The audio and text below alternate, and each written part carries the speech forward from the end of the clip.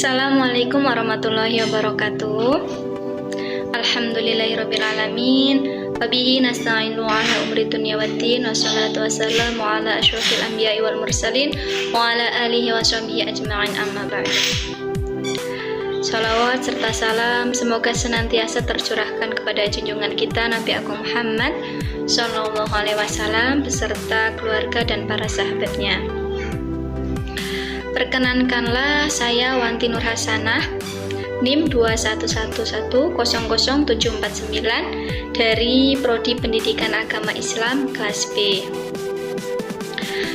Yang saya hormati Bapak Nasiruddin selaku dosen pengampu mata kuliah ilmu pendidikan dan kepada teman-teman yang saya sayangi. Pada kesempatan kali ini, izinkanlah saya untuk menyampaikan ringkasan materi untuk memenuhi tugas akhir semester. Adapun materi yang pertama yaitu hakikat pendidikan sepanjang hayat. Pendidikan dan belajar merupakan pengembangan potensi manusia melalui proses belajar yang dilakukan secara terus-menerus untuk bisa memperoleh pengetahuan, nilai-nilai, kreativitas, dan pemahaman. Semua itu akan diperoleh dan bisa kita terapkan dengan rasa percaya diri, penuh kreativitas, dan juga menyenangkan. Kemudian, adapun menurut Delger pada tahun 1974, pendidikan sepanjang hayat merupakan perbuatan manusia yang secara wajar dan alamiah. Kemudian dalam prosesnya itu tidak memerlukan adanya guru, pendidik, ataupun pamong. Nah, hakikat pendidikan yang pertama itu, pendidikan akan berakhir apabila manusia telah meninggal dunia. Yang kedua, pendidikan sepanjang hayat itu memberikan motivasi yang kuat untuk merencanakan dan melakukan kegiatan belajar mengajar. Kemudian, yang ketiga itu, kegiatan belajar ditunjukkan untuk meningkatkan pengetahuan dan keterampilan. Kemudian, pendidikan sepanjang hayat itu memiliki tujuan apa aja? Yang pertama itu sebagai pembelajaran mandiri. Kemudian yang kedua, menciptakan belajar untuk hidup dan membentuk masyarakat belajar. Yang ketiga yaitu mampu mengembangkan potensi yang telah kita miliki. Setelah itu, pendidikan sepanjang hayat itu mempunyai proses dalam belajar. Nah, proses dalam tahap belajar itu ada 6. Yang pertama itu motivasi. Apa itu motivasi?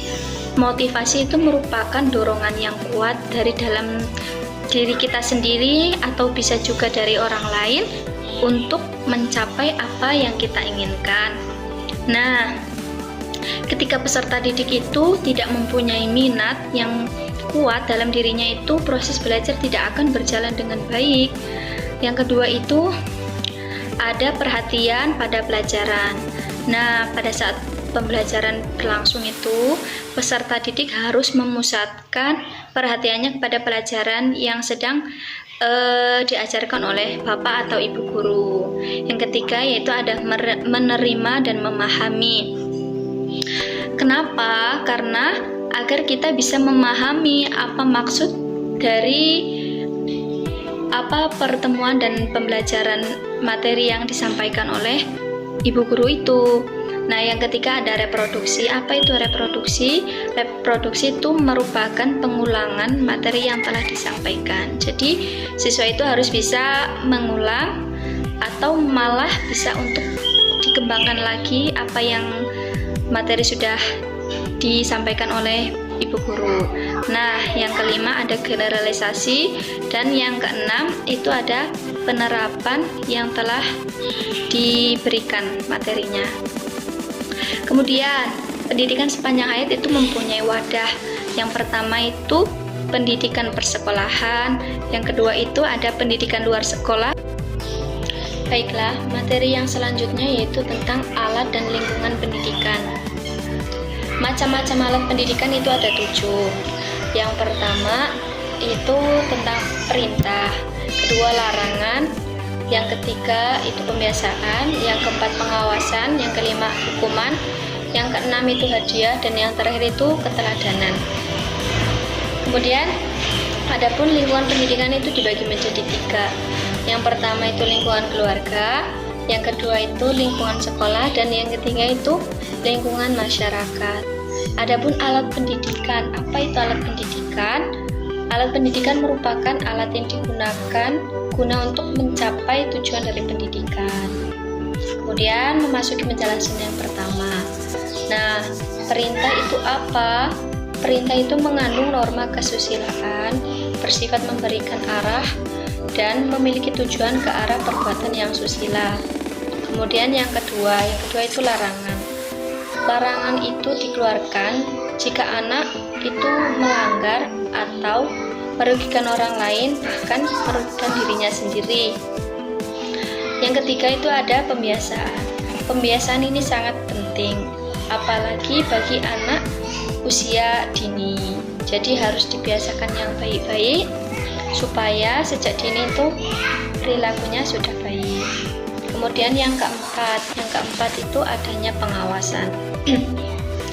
Pengawasan itu juga tidak kalah penting, karena apabila kita membiarkan anak-anak tanpa pengawasan, itu artinya kita membiarkan mereka berbuat dengan seenaknya sendiri, tidak memedulikan adanya norma yang berlaku. Nah, yang kelima, hukuman. Hukuman itu bisa menjadi alternatif yang terakhir apabila anak itu sudah tidak mempan dengan dikasihnya itu teguran, perintah, dan yang lain-lain. Nah, yang keenam itu ada hadiah. Hadiah di sini itu berfungsi sebagai motivasi kepada anak untuk selalu bisa menjaga sikap dan perbuatannya, dan supaya anak itu juga bisa lebih semangat lagi karena sudah diberi hadiah. Kemudian yang ketujuh itu keteladanan. Jadi kita sebagai orang yang lebih dewasa harus memberikan contoh sebisa mungkin yang lebih baik agar anak-anak kita bisa mencontoh perbuatan yang baik. Kemudian adanya lingkungan pendidikan. Apa itu lingkungan pendidikan? Lingkungan pendidikan itu merupakan segala sesuatu yang dapat mempengaruhi perilaku, perkembangan, dan juga perubahan pada manusia.